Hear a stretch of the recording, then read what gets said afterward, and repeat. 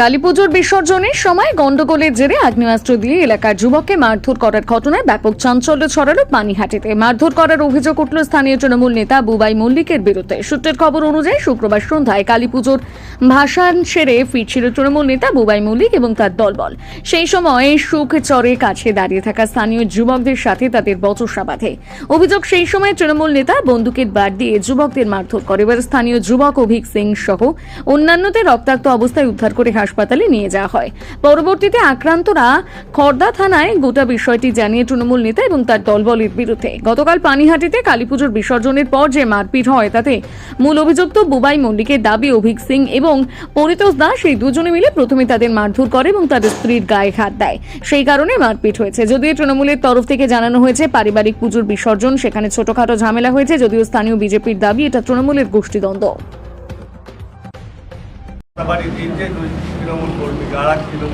দেখুন, এটা তো পার্থভূমিক আর নির্মল ঘোষের লড়াইটা নিচু স্তরে প্রকাশ পাচ্ছে। বুবাই মল্লিক তো একটা ক্রিমিনাল, ওকে এখনো পুলিশ কেন অ্যারেস্ট করছে না? ও তো মিডিয়ায় বেপরোয়া বাইট দিয়ে যাচ্ছে। এ পার্থভূমিক বাঁচাচ্ছে নাকি?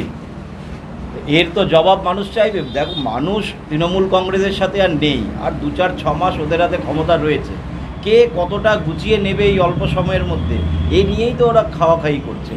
মারপিট করুক, ওরা জনগণ দেখছে, জনগণ ওদের ভোট বাক্সে জবাব দেবে। বোম, মেশিন, পিস্তল ওদের বাড়িতে মজুদ থাকে, তো ওরা নিজের গাড়ি নিয়ে যখন বেরোয় ওরা তো বোম মেশিন থাকেই। সেই মেশিনের বাট দিয়ে মেরেছে, গুলি চালিয়েছে শুনলাম। ওকে এখনো পুলিশ কি করে অ্যারেস্ট করছে না? পুলিশ কার কথায় বসে আছে, কার কথা পুলিশ শুনছে? ওটা তৃণমূল পার্টি অফিস নয় যেখানে ওসি বসে আছে। যেই চেয়ারটায় বসে আছে সেই চেয়ারটার সম্মান রাখার জন্যে বুবাইকে এক্ষুনি অ্যারেস্ট করা উচিত। বুবাই মল্লিক আপনাদের তৃণমূলের যুব নেতা ছিল আগে, এখনও সক্রিয় তৃণমূলের কর্মী। মারধর, তার বিরুদ্ধে অভিযোগ আসছে যে বন্দুকের বাট দিয়ে নাকি মাথা ফাটিয়ে দিয়েছে আর এক তৃণমূল কর্মী। এই বিষয়টা কী?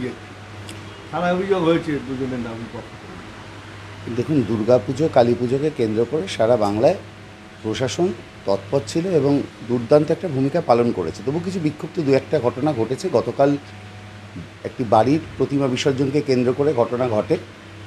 উভয় পক্ষই হয়তো অভিযোগ জানিয়েছে, প্রশাসন তদন্ত করছে।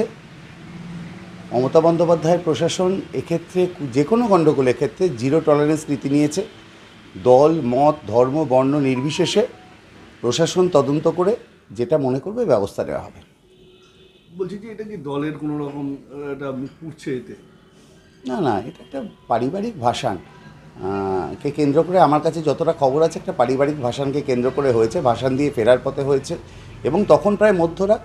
প্রশাসন তদন্ত করছে ভাসান দিয়ে যারা ফিরছিল তাদের ভূমিকা কী ছিল, আর অত মধ্যরাত্রে ওখানে কারা দাঁড়িয়েছিল কী উদ্দেশ্যে, সেটাও প্রশাসন তদন্ত করবে। দলবল বন্দুকের বাট দিয়ে মাথা ফাটিয়ে দিয়েছে। আচ্ছা, একটা কথা বলি, আমার দলবল একটা লোককে মানে যে আক্রান্ত হয়েছে, কে আক্রান্ত হয়েছে, প্রথম কথা হচ্ছে আমার এটা।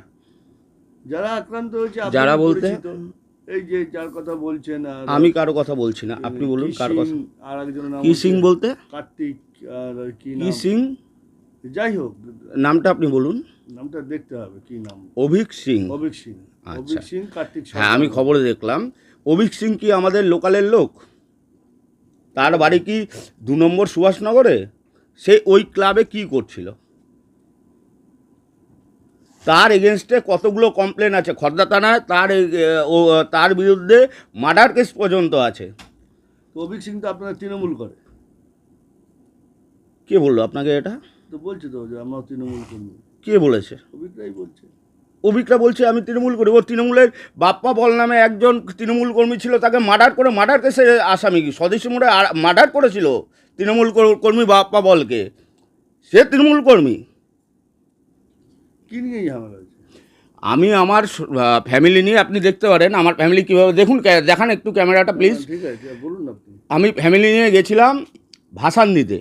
ভাসান দিয়ে ভাসান যখন হয়ে গেছে আমি ফিরে আসি, তখন অভিক সিং আমাদের কিছু ছেলেদের সঙ্গে ঝগড়া করে। ঝগড়া করার পর আমার ওয়াইফ তাদের ঠেকাতে যায়।